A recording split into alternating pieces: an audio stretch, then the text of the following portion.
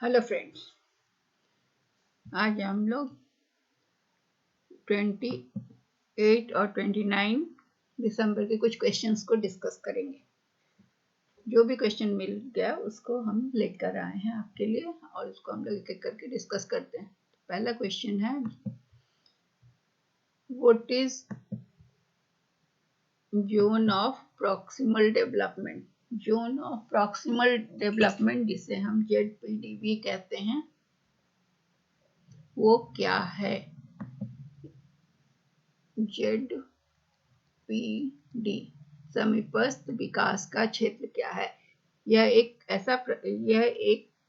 प्रक्रिया है जहां दो व्यक्ति अलग अलग शुरू करते हैं, या फिर यह एक ऐसी प्रक्रिया है जिसमें बच्चे समाज में बड़े सदस्यों द्वारा निर्धारित कार्य को करना सीखते हैं, या फिर यह बच्चे के स्वतंत्र प्रदर्शन के वर्तमान स्तर और प्रदर्शन के स्तर के बीच का क्षेत्र, जिसे बच्चा वयस्कों और अधिक कुशल साथियों की मदद से हासिल कर सकता है। मतलब कि जो बच्चा खुद से कर रहा है, स्वतंत्र प्रदर्शन मतलब current level of independent performance, जो बच्चा खुद से कर रहा है, और जो किसी बड़े की मदद से, वो अधिक कुशल जो लोग हैं, उससे ज्यादा जानकार लोग हैं, उनकी सहायता से जो वो प्रदर्शन कर रहा है। तो ये दोनों प्रदर्शन के बीच में जो अंतर है वो है ZPD, या फिर कई प्रकार के कार्य जो बच्चे अपने उम्र के अनुसार करने में सक्षम होना चाहिए लेकिन नहीं करते।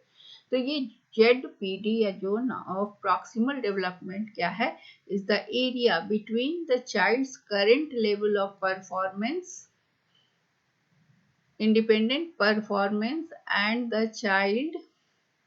the level of performance that the child could achieve with the help of adults and more skilled peers। मतलब ये किसके बीच का अंतर है? जो बच्चा स्वतंत्र रूप से प्रदर्शन कर रहा है और जो ज्यादा स्किल्ड या ज्यादा कुशल लोग की सहायता के बाद वो प्रदर्शन कर रहा है, इन दोनों के बीच में जो अंतर होता है। तो जाहिर सी बात है कि जब वो स्वतंत्र प्रदर्शन कर रहा है और कोई स्किल्ड व्यक्ति उसको मदद कर दे रहा है तो उसका प्रदर्शन ज्यादा अच्छा हो जाएगा। तो इन दोनों के बीच के अंतर को ZPD या जोन ऑफ प्रॉक्सिमल डेवलपमेंट या समीपस्थ विकास का क्षेत्र कहते हैं। ये किसकी थ्योरी में दिया गया है?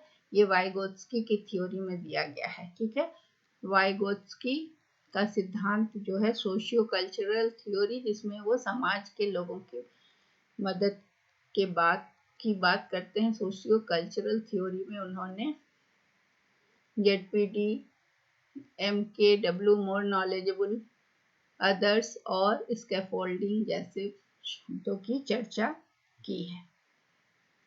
ठीक है, तो ये एक सोवियत साइकोलॉजिस्ट थे वाइगोत्स्की, जिन्होंने सोशियो कल्चरल थ्योरी दिया है। सोशियो कल्चरल है ये, सोशल नहीं, सोशियो कल्चरल थ्योरी, जिसमें कि सोशल इंटरेक्शन क्रूशियल रोल अदा करता है किसी भी बच्चे के कॉग्निटिव डेवलपमेंट में, किसी भी बच्चे के संज्ञानात्मक योग्यता के विकास में सामाजिक अंतःक्रिया बहुत ही महत्वपूर्ण रोल अदा करता है।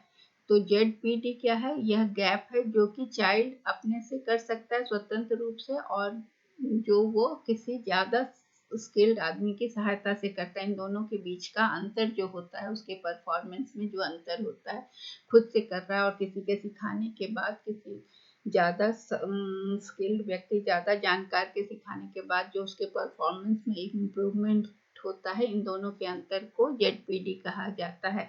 ये बच्चे के लिए अकेले करने में कोई टास्क डिफिकल्ट हो सकता है, लेकिन किसी बड़े की मदद से वो टास्क आसानी से कर लेता है, पूरा कर लेता है। तो ये जो डिस्टेंस हुआ लर्नर का एक्चुअल डेवलपमेंट और जो उसका डेवलपमेंट किसी के गाइडेंस के जरिए होता है, इन दोनों के बीच का जो अंतर होता है, डिस्टेंस होता है, उसे ZPD कहा जाता है।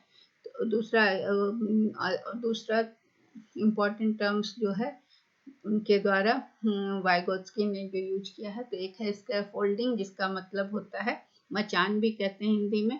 तो ये होता है, यह एक ऐसा प्रोसेस है जिसमें कि किसी भी बच्चे को टेम्पररी सपोर्ट दिया जाता है ताकि वो अपने गोल को अचीव कर सके। और MKW क्या है? मोर नॉलेजेबल अदर है कि यह ऐसा व्यक्ति होता है जिसका ज्ञान उस बच्चे से ज्यादा होता है और उसकी अंडरस्टैंडिंग भी ज़्यादा होती है, तो वो बच्चे को मदद करता है। इसलिए हम कह सकते हैं कि समीपस्थ विकास का क्षेत्र जो है वो एरिया है जो बच्चे के करंट लेवल ऑफ स्वतंत्र प्रदर्शन का जो वर्तमान स्तर है और बच्चों की वयस्कों की मदद के बाद जो उसके प्रदर्शन का स्तर होता है, उन दोनों के बीच का अंतर को कहा जाता है।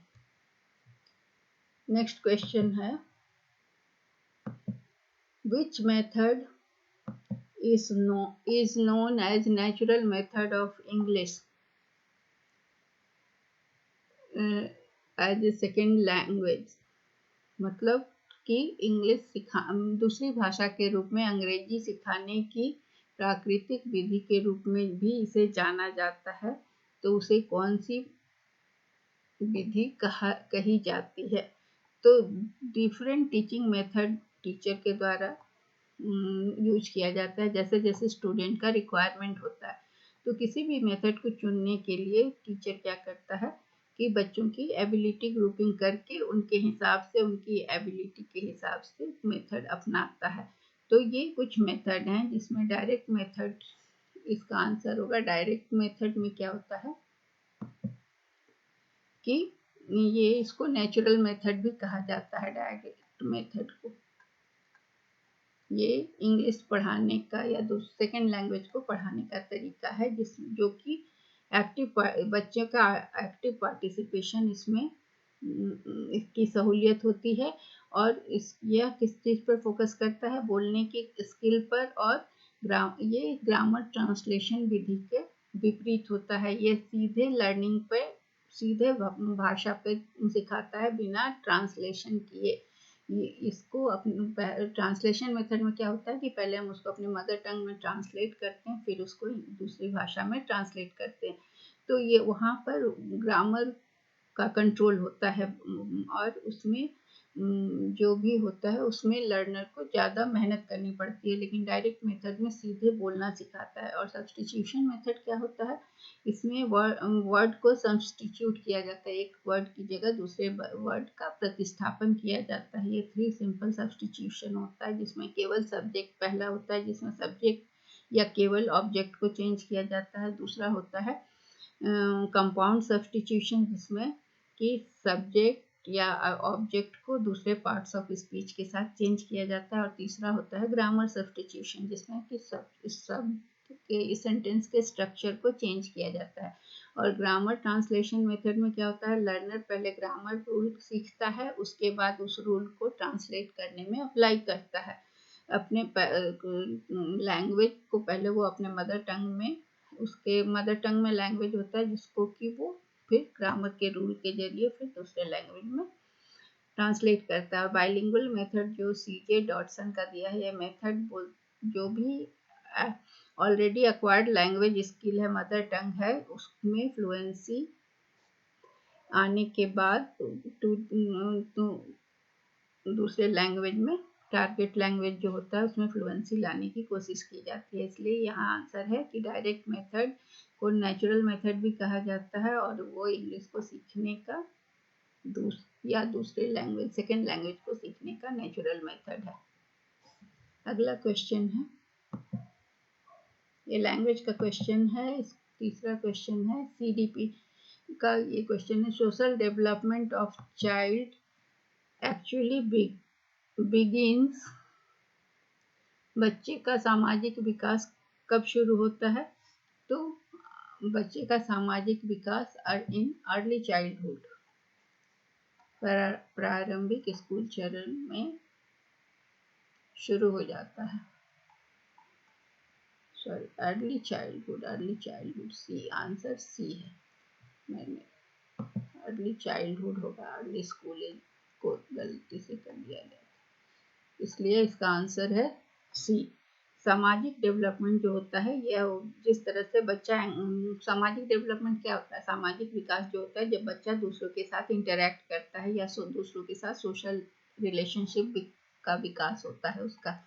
तो ये रिलेशनशिप या ट्रस्ट जो चाइल्ड डेवलप करता है वो पहले घर में, फिर उसके बाद वो अपने आसपास के चीज़ों और आसपास के लोगों के साथ शुरू करता है। तो सोशल डेवलपमेंट जो होता है इन्फेंसी में जो होता है वो उसका जो सोशल डेवलपमेंट होता है वो केवल उसके केयर टेकर मदर फादर और फैमिली मेम्बर्स के साथ होता है। और अर्ली चाइल्डहुड में जो सोशल डेवलपमेंट होता है वो दूसरे बच्चों के साथ दोस्ती करता है, फिर अपने दूसरे बच्चों के साथ तुलना करता है या एडल्ट के साथ, फिर दूसरे के थॉट को फीलिंग को समझता है, शेयर करता है, खिलौने शेयर करता है और दूसरे के साथ खेलता है और सही गलत को समझता है, दूसरे की बात को सुनता है। तो सोशल डेवलपमेंट जो है वो अर्ली चाइल्डहुड में शुरू हो जाता है। अगला क्वेश्चन है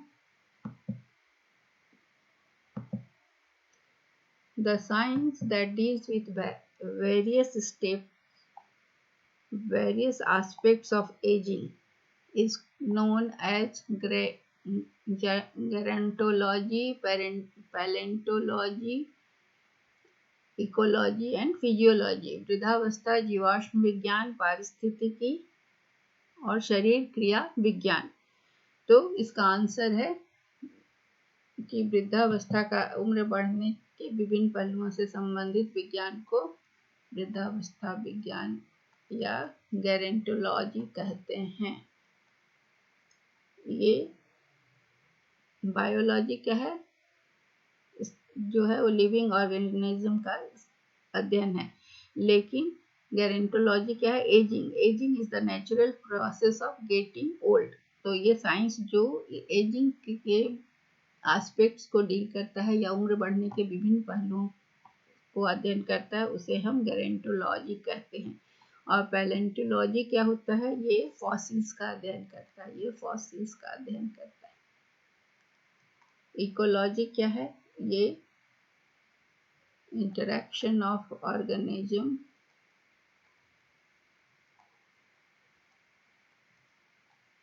ऑर्गेनिजम्स विथ एनवायरमेंट का अध्ययन करता है, इसे इकोलॉजी कहते हैं। और फिजियोलॉजी जो है वो लिविंग सिस्टम के फंक्शंस को अध्ययन करता है, लिविंग सिस्टम्स के फंक्शंस और मैकेनिज्म्स को अध्ययन करता है। इसलिए हमारा आंसर है वृद्धावस्था का जो अध्ययन करता है उसे हम गेरोंटोलॉजी कहते हैं।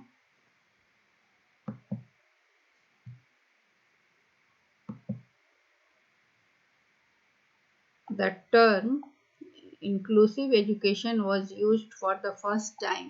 सबसे पहले कब प्रयोग किया गया था, तो इसको ये कह सकते हैं लोग कि नेशनल करिकुलम इसमें समावेशी शिक्षा का पहली बार यूज सर्व शिक्षा अभियान में हुआ था, ये लोग कहते हैं। लेकिन अगर पूछा जाए पहली बार प्रयोग, इस शब्द का प्रयोग सबसे पहले कब हुआ था, was used for the first time. For the first time ये Salamanca statement and framework of action 1994 में हुआ था। ये सलामांका स्टेटमेंट है क्या, तो यह एक world declaration of education for all है, world declaration of education for all. Salamanca statement and framework action जो है इसे EFA एजुकेशन फॉर ऑल भी कहा जाता है। 1990 में ये किया गया था। ये ग्लोबल एफर्ट शुरू किया गया था to the right of education को इंश्योर करने के लिए। और 92 नेशंस एक साथ कहाँ जमा हुए थे, सलामांका स्पेन में। सलामांका स्पेन में है, वहां सब जमा हुए थे 92 नेशंस। स्पेन के सलामांका में जमा हुए थे 1994 में। और वहां पर स्टूडेंट के नीड्स को, जो बच्चे स्पेशल नीड वाले हैं उनका इंक्लूजन किया गया था। समावेशी शिक्षा, हर नॉर्मल बच्चों के साथ उनका इंक्लूजन किया गया था। तो इस इसे सलामांका स्टेटमेंट में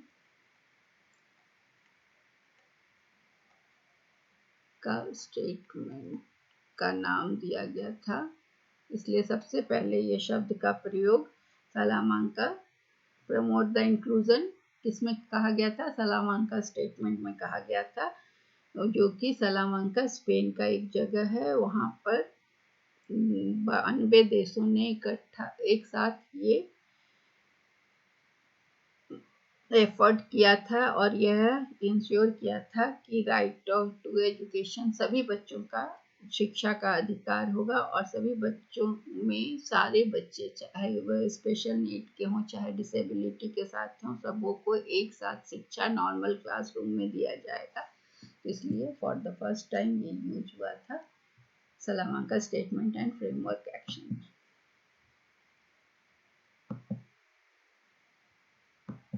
Which method is also known as natural method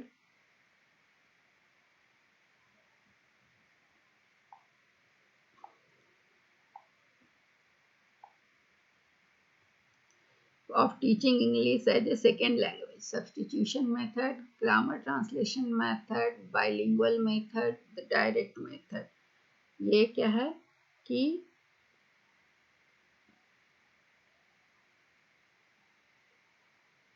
second language को सीखने के लिए दूसरी भाषा के रूप में अंग्रेजी सिखाने की प्राकृतिक विधि के रूप में ये मेथड जो है, इसमें पहला क्या है कि लर्नर पहले ग्रामेटिकल रूल सीखता है और उसके बाद वो रूल को अप्लाई करता है टारगेट लैंग्वेज को सीखने में, अपने मदर लैंग्वेज से टारगेट लैंग्वेज में ट्रांसलेट करने में। तो ये राइटिंग स्किल पर मैं स्ट्रेस देता है। बाइलिंगुअल मेथड यह क्या है कि पहले जो लैंग्वेज स्किल एक्वायर्ड है मदर टंग में, उसको फिर दूसरे लैंग्वेज में उसको फ्लुएंसी लाने के लिए किया जाता है। तो यहाँ पर डायरेक्ट मेथड ही आएगा इसमें, शायद ये क्वेश्चन पहले भी आ चुका है, इसलिए इसका आंसर है डायरेक्ट मेथड। अगला क्वेश्चन है,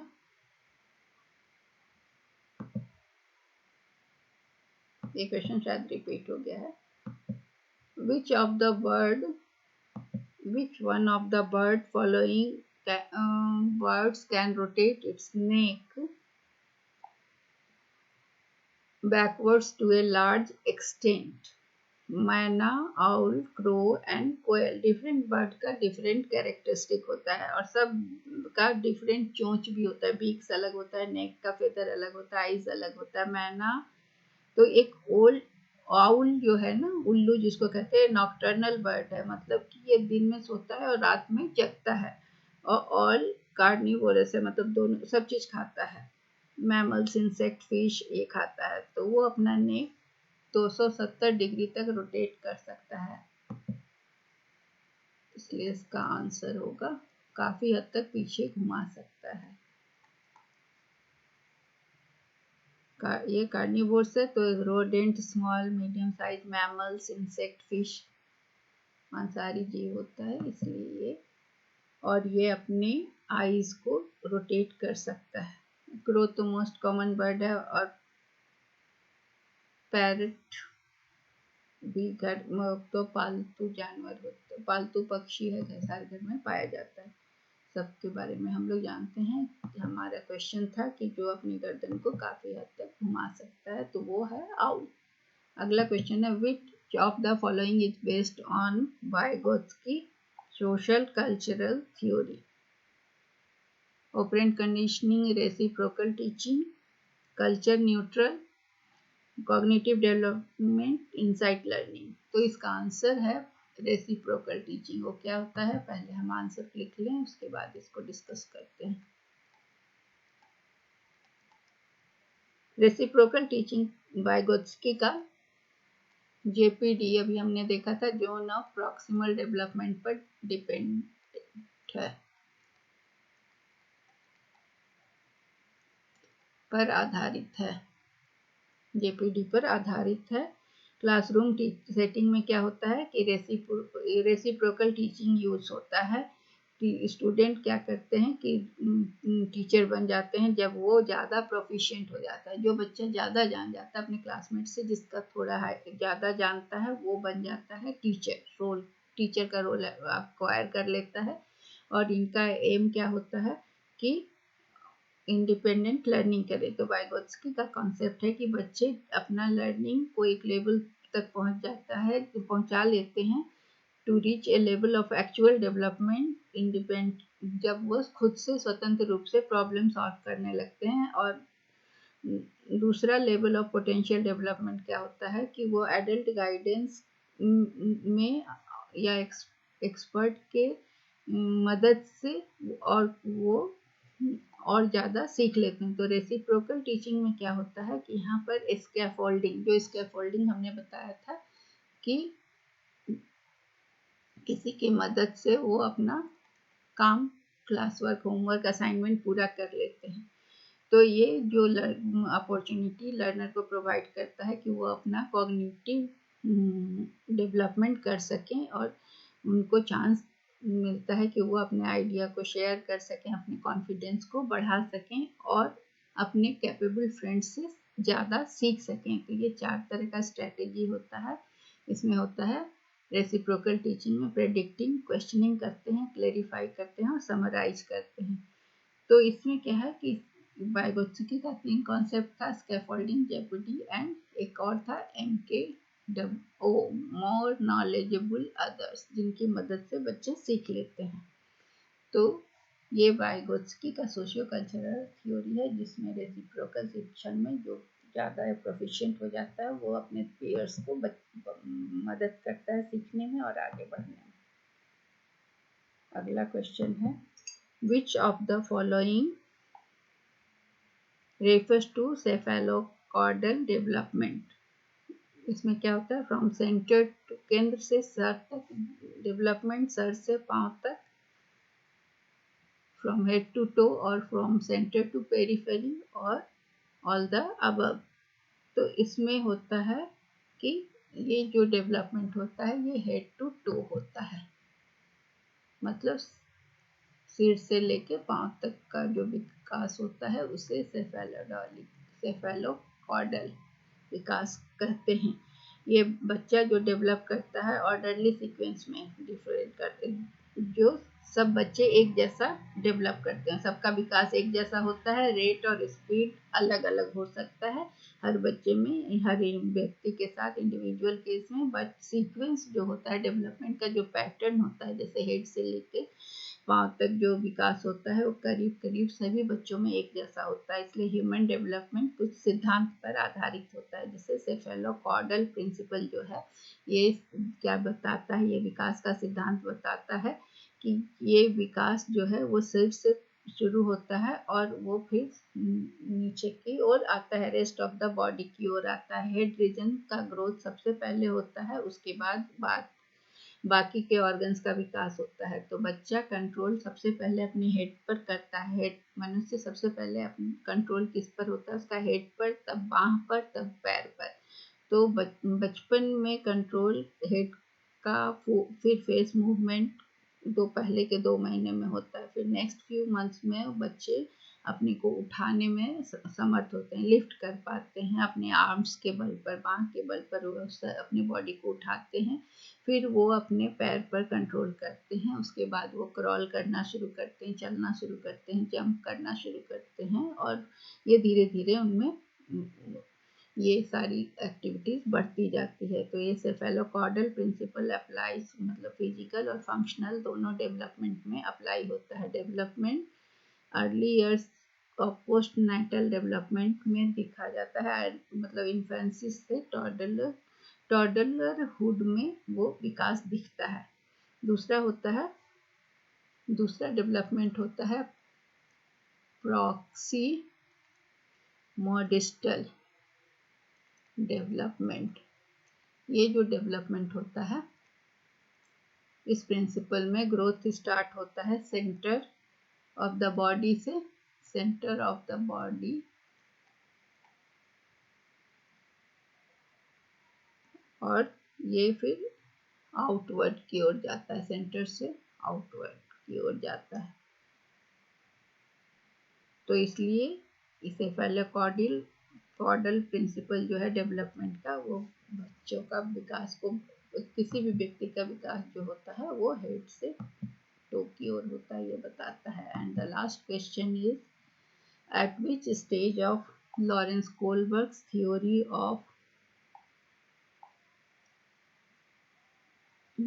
moral development do individuals believe that actively maintaining the current social system ensures positive human relationship and social order? Lawrence Kohlberg के नैतिक विकास के सिद्धांत के किस चरण में व्यक्तियों का मानना है कि वर्तमान सामाजिक व्यवस्था को सक्रिय रूप से बनाए रखने से सकारात्मक मानवीय संबंध और सामाजिक व्यवस्था सुनिश्चित होती है? Instrumental purpose of orientation, universal ethical principle orientation, punishment and obedience orientation, social order maintaining orientation. तो सामाजिक व्यवस्था को सक्रिय रूप से बनाए रखने के लिए कौन सा ह्यूमन रिलेशनशिप और सोसाइटल ऑर्डर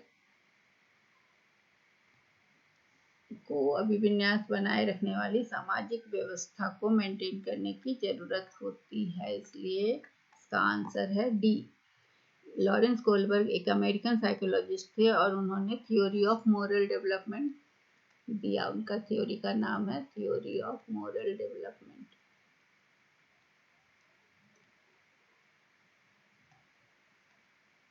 और उन्होंने उसमें मोरल डेवलपमेंट के 3 लेवल्स बताए।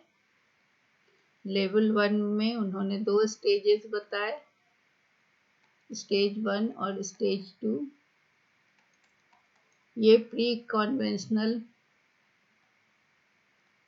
मोरलिटी को बताता है,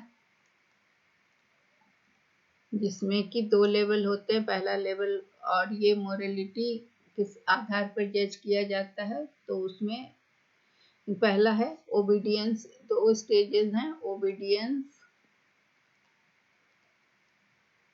एंड पनिशमेंट ओरिएंटेशन। इसमें क्या होता है कि action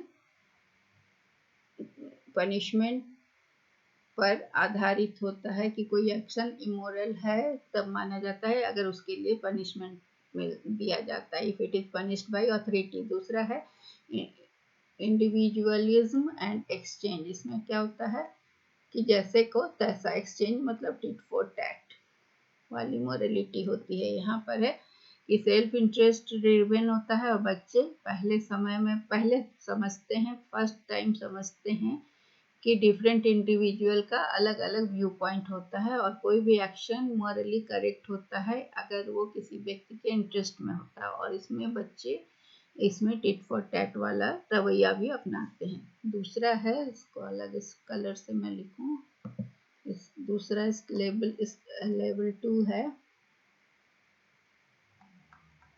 conventional post conventional morality, conventional post conventional third है। कन्वेंशनल मोरलिटी में स्टेज 3 है और स्टेज 4 है। स्टेज 3 में क्या होता है, गुड बॉय बैड बॉय। यहाँ पर क्या होता है कि इंटेंशन जो होता है बच्चे का वो इम्पोर्टेंट होता है मोरल वैल्यूज में, कि दूसरा कोई उन्हें गुड बॉय या गुड गर्ल या बैड बॉय कहेगा, इस हिसाब से वो अपने कार्य को करते हैं। तो actor will be judged on morally right और रॉन्ग। अगला है स्टेज 5, स्टेज 3 हुआ। स्टेज 4 में हो गया कि maintaining social order. Social order में है कि समाज के नियमों का पालन करना सबकी ड्यूटी है। सोशल ऑर्डर क्या है कि जो भी सोशल सिस्टम है, जो समाज का नियम है, उसको पालन करना है। तीसरा है पोस्ट कन्वेंशनल, तीसरा level 3 is stage 5 and stage 6। इसमें है, इस स्टेज में है कि ये लास्ट लेवल है 5 और 6 मोरल डेवलपमेंट का। और ये कोलबर्ग का कहना है कि बहुत कम लोग इस लेवल तक पहुंचते हैं, क्योंकि यहाँ पर सोशल रूल और ऑर्डर में यहाँ पर इंडिविजुअल पर्सपेक्टिव को ज़्यादा महत्व दिया जाता है। कोई भी व्यक्ति मोरलिटी, किसी भी सोशल कॉन्ट्रैक्ट और इंडिविजुअल राइट्स, इस स्टेज में जो 5th स्टेज होता है यहाँ पर होता है कि इंडिविजुअल या बच्चा अंडरस्टैंड समझता है कि कम्युनिटी और लोगों के अलग अलग व्यू हो सकते हैं, डिफरेंट व्यू हो सकते हैं और समाज के नियम भी बदल सकते हैं। Law of society can change, अगर टाइम और समय की मांग पर समाज के नियम भी बदल सकते हैं। और छठा होता है यूनिवर्सल प्रिंसिपल। इसमें क्या है कि कुछ यूनिवर्सल प्रिंसिपल होते हैं जो समाज के नियमों के या समाज के रूल के बियॉन्ड होते हैं। तो ये जो है